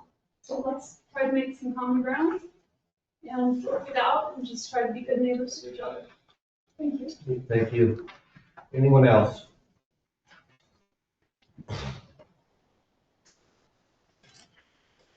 Good morning, Eddie, 4610 Old Bell Road. I'll make it very short. We support the Larson's application for their quarry. And I'd like to reiterate what the last speaker said, because we feel exactly the same way. We are in agriculture and we have housing developments that are affecting our operations. So we all got to work together. Thank you. Thank you. Anyone else? Anyone else would like to come speak? How about online? Is there anyone online who would like to address the board during this hearing? Okay, one more time, anyone in the body of the room who would like to speak? If I wanted to make one more point, would that be okay? Or? Sure, come forward, please. Restate your name and address. I'll read real quick. Emily Pocard, 10189 Home State Road. The gentleman, sorry, orange, who doesn't have a dog in a fight, reminded me of something that I meant to say, and that is that my twins were born at 28 weeks premature, and my daughter has chronic lung disease of prematurity and reactive airway disease. And I'm not saying that this is going to aggravate those problems for her, but it is something to consider, because there are real people that are going to be impacted by this as well. So that's it. All right, thank you. All right, at this time, I'm going to close the public hearing and offer to the board for their discussion, questions, or prior to doing that, I'm going to allow the applicant, is there anything you'd like to add or to this before we start our discussion?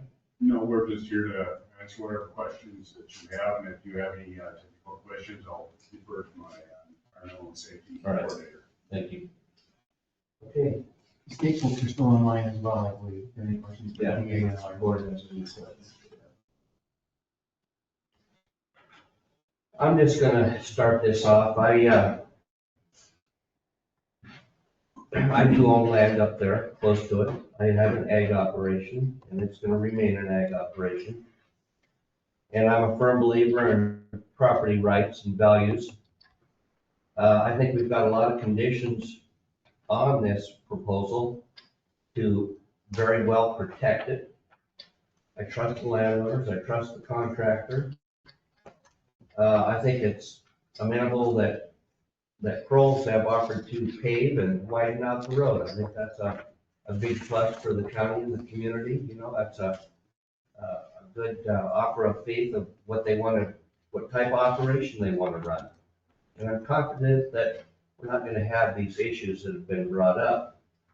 So I will be one that I will vote in favor of this today because of everything I've just said. I think it's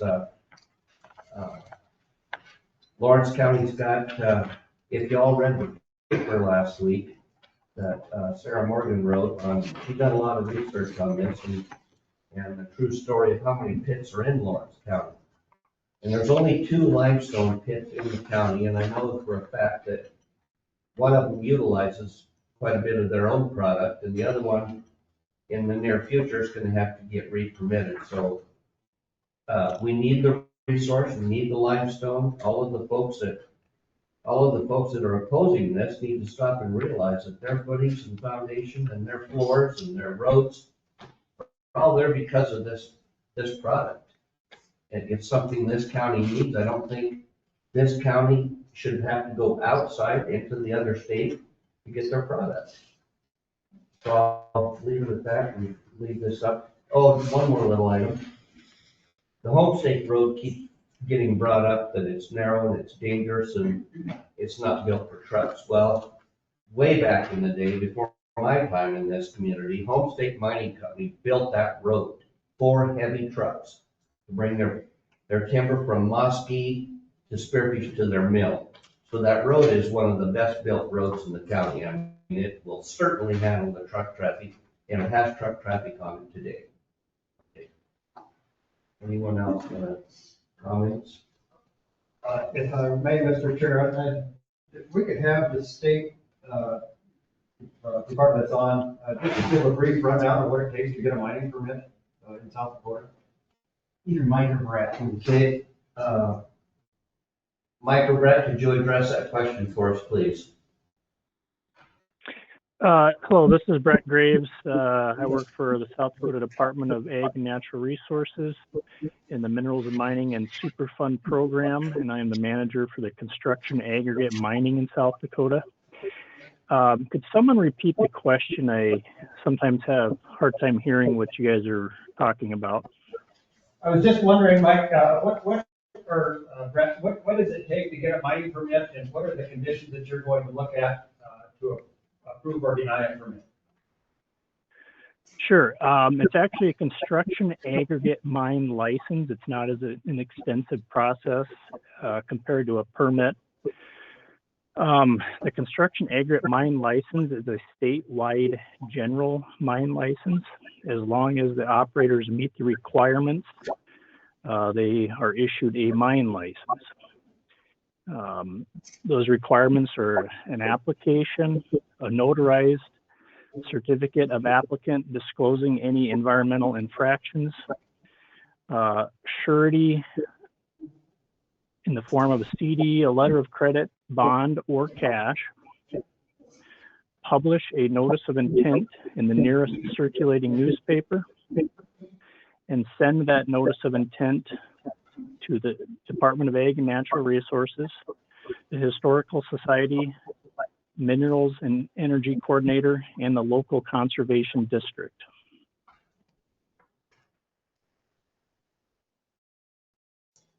Thank you. Yeah, Anyone have questions or discussion? Commissioner Sweeney? Either I or some members of my family lived out west of town there for 140 some years. And we've never had any problems with the cut. They crush gravel there less than a quarter mile away from where we feed the cattle, and we didn't ever have any possible.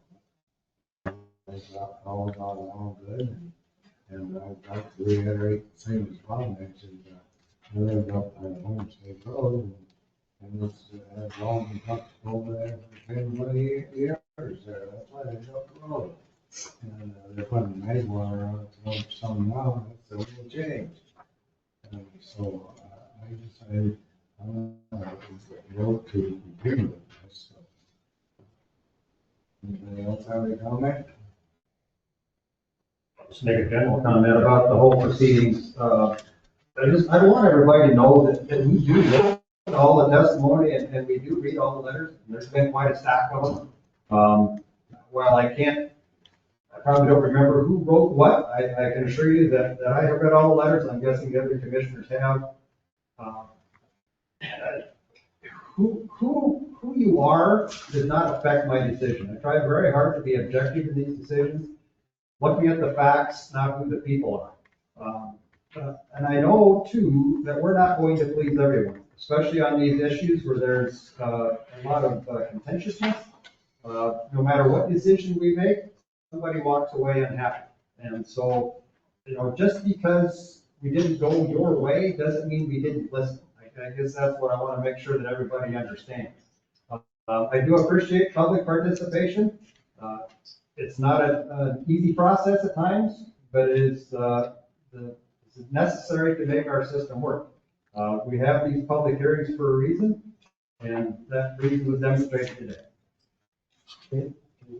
Yeah, I'd like to ask DANR, whichever one, what the process is when you do get a complaint on dust. Okay, Michael Brett. Yeah, this is Brett Graves again. When we refer to dust, we're talking about two separate, when you look at it two separate ways. The dust is either coming from the crusher or the actual pit operations itself.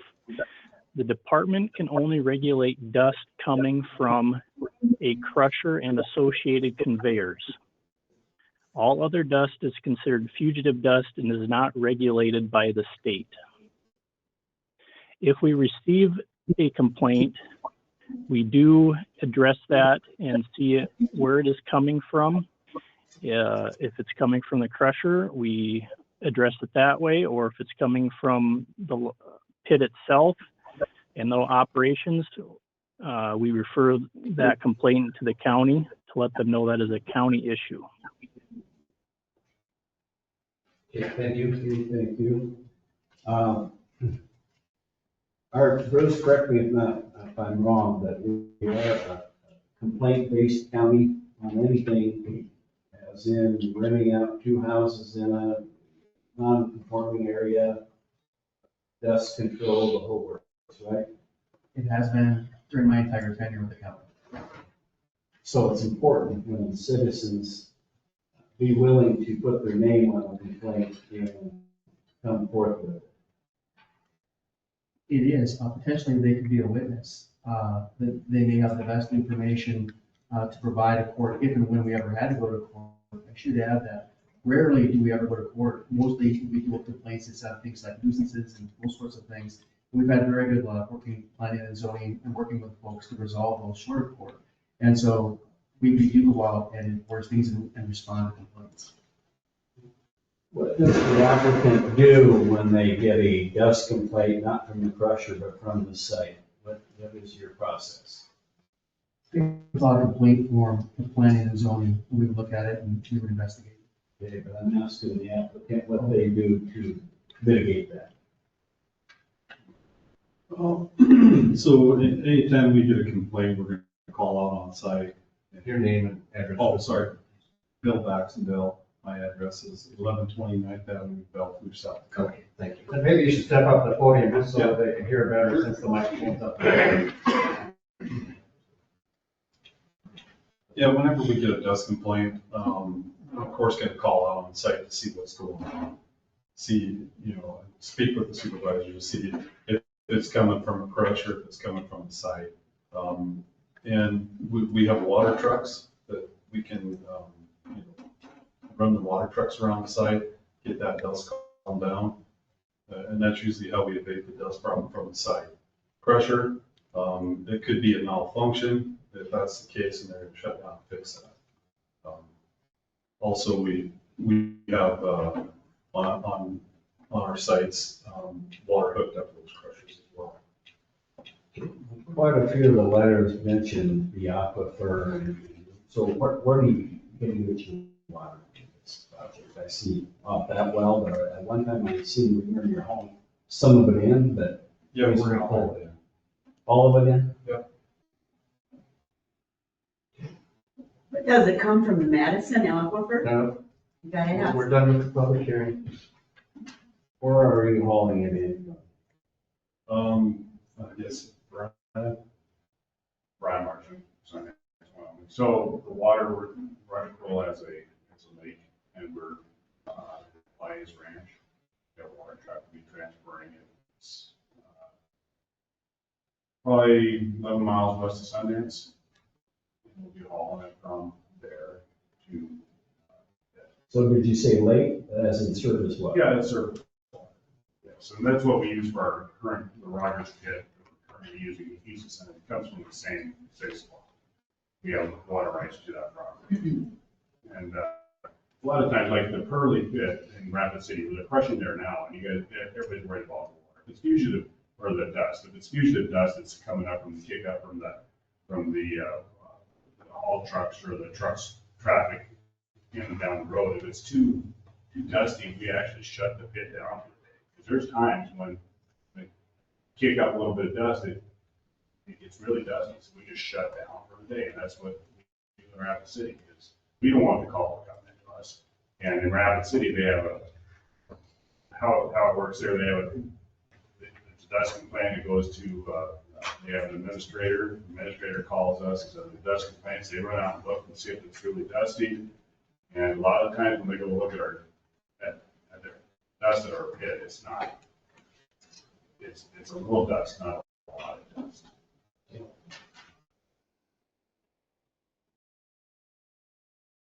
Further questions? I want a little bit. I was gonna ask you, is there, application for Larson Pit, are you willing to do a hard service agreement on the hill there? That's a pretty steep hill. That's, in the wintertime when the sun is shining on part of it, it didn't shine on all, but it'll get pretty slick. It's whatever the county prefers. I'm offering a hard surface road there. If you don't want it, I'll widen it. It's what you prefer. That's the most of it that I'm going to do is put asphalt. Yeah, no matter what we do here today, we'll still have, say we do approve it, we'll have to work on the Haul Road agreement. That's not finished yet, so because that question got brought up during some testimony. Proposed condition says a whole agreement if and when deemed necessary. Deemed necessary. Yes.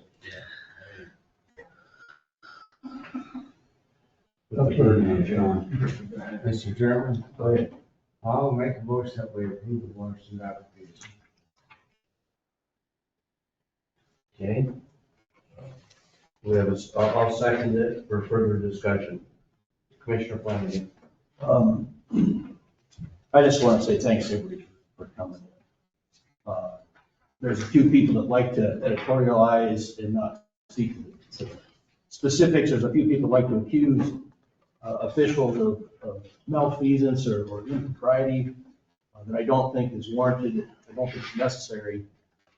I think there's better ways to handle that, and I think if they had all the information we have, it might be a little bit better to understand what we're doing. I will flat out say it, I am pro mining. I was born in Lead. I grew up here. My dad was underground from the late 60s until he got hurt in the 90s. I was underground 6 years. That being said, I think there are ways, I think in the conditions, we can do some things to make it a little more palpable, if you will, a little easier for the neighbors to work with. And I know there was some discussions on that last time this came along, and it kind of got pushed by the wayside that we were trying to work together. One thing I'm stuck on that I can't get past, and I talked to the attorney, and my understanding is with the pending Supreme Court case that probably should have been filed, basically a moratorium order, that we wouldn't hear conditional use at least on this one item until that was decided, but it was not filed. And it's too late to file it now, is my understanding. That being said, I am not comfortable voting for this based on that. So not to say that I don't think that this isn't an appropriate area, not to say that I don't think that there's ways we can mitigate some of the people's concerns up there. My personal thing is I cannot vote for this until that case is decided, because I think we end up with a weird legal conundrum. So I just want to put that out to everybody. So I'm discussion. I have a question for Bruce on this tonnage fee. Is that under the Haul Road agreement? It could be in conditions, but I think it's probably appropriate for the Haul Road agreement as well. Haul Road agreement would be incorporated by reference into the conditions. So it's a condition in that fashion. Tell me about the point of sale. Are you referring to a specific condition? No, there's no condition. The question was the point of sale being whether it's going to be in Wyoming or in South Dakota, I think is what you're referring to. Correct, Rick? Correct. Can you answer that, sir? Point of sale is at Scale House. That's where we do our ticketing. Would be in South Dakota. Okay, thank you. Further questions or discussion?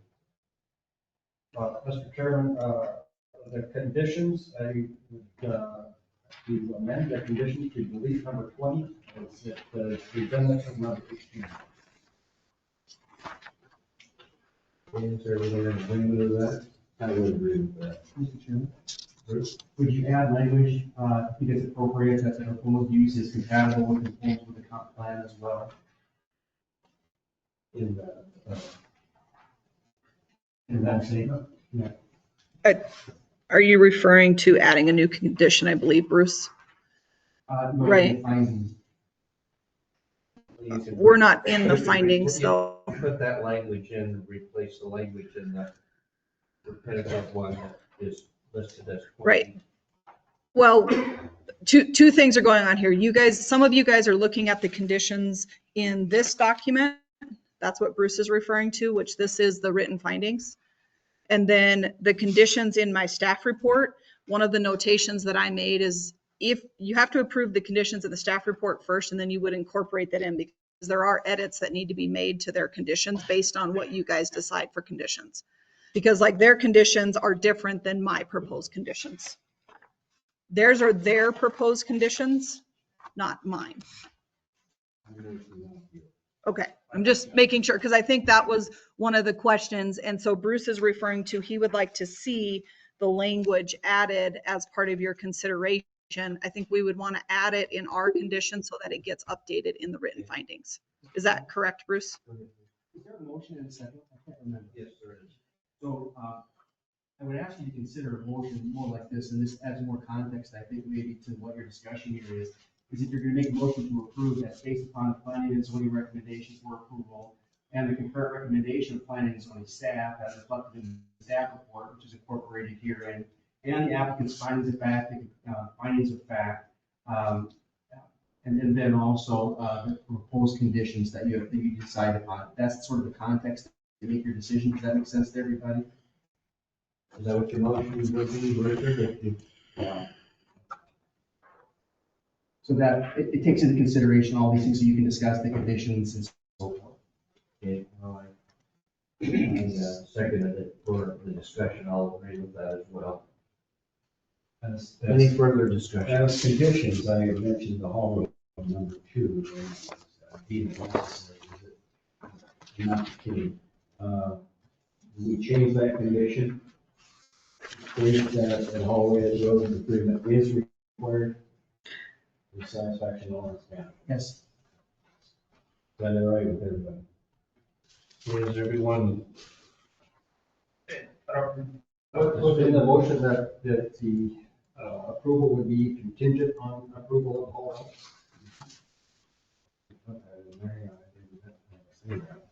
I think your condition takes care of that because it says the haul route shall be approved by the highway superintendent and the Board of Adjustment prior to start of operations. So they can't do anything until that haul route is in place. I just, point of clarification, as Ms. Ling brought up, there are some discrepancies in the findings of fact that are given to us as the process. That at minimum, if it's going to be incorporated, it should be corrected prior to that. Is that not correct? Which one are you looking at? She referenced something Well, that said that it said it went to the county commission instead of the board of adjustment. which the reason why I question that is August 14th, the applicant submitted a updated submission of proposed finding conditions and recommendation. And within that, it talks about the Board of Adjustment. They did catch that between the Planning and Zoning and County Commission. And I think that's the document you were referring to. Yep, and it did get updated. This was added, so there's 2. We left the old one and we put the new one in there. So there is 2 of them in there. I just wanted to make sure. So I believe that's what you were looking at. I did want to ask that question, but I think it has been. Well, at least you know we do read those. Yep, that's fine. Is there any further discussion? Seeing none, all those in favor of the motion will say aye. And Brendan, I would like you to do a roll call vote, please. Flanagan. Nay. Tisdale. Aye. Jennings. Aye. Sleep. Aye. And Ewing. Aye. All right, 4-1 passes. I guess we'll continue working on the Hall Road agreement and go from there.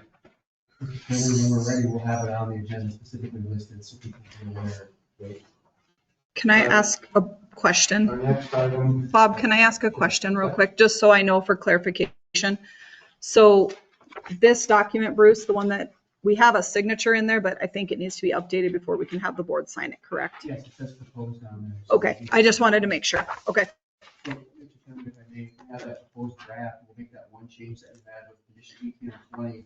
And then we'll have them resubmit that. And have you sign. I think, that's why I'm asking the question, because the motion was made with 18 and 20 of the staff conditions. They did not utilize all of my staff conditions. So I'm assuming any condition that they have in their written findings, you want it to be the same as what you approved with the staff conditions, because theirs is not accurate. So I just want to clarify. So we'll make sure those all get updated. Okay.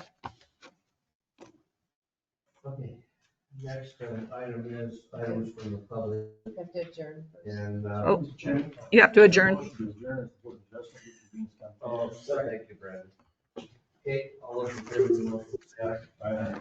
Opposed, motion carried. Thank you. Items from the public. Here again, we'll allow folks in the audience to come before us and speak. Obviously, you're not on the agenda for any particular thing, so we will limit you to 3 minutes. And we will not be taking any type of action whatsoever on what you're doing. Of course, is there anyone in the public that wants to speak right now? Or not support? How about online? I'm not seeing anything. So we'll close that items from the commissioners.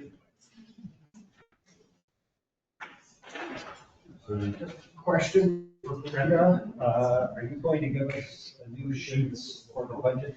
Or what's the update? I'm in the process of working on that at the moment. I got that my affiliate select properties utilities yesterday at about 10 o'clock. Yes. So I worked on that yesterday.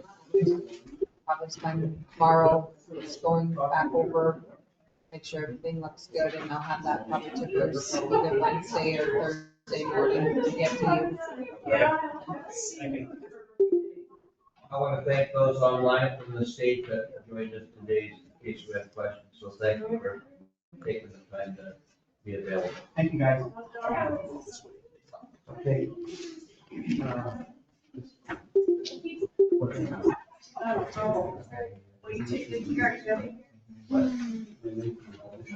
At 40, are we adjourned? Not yet. Are we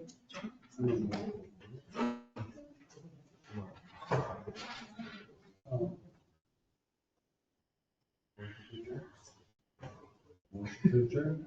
Okay, we're adjourned. Remember, there's a meeting next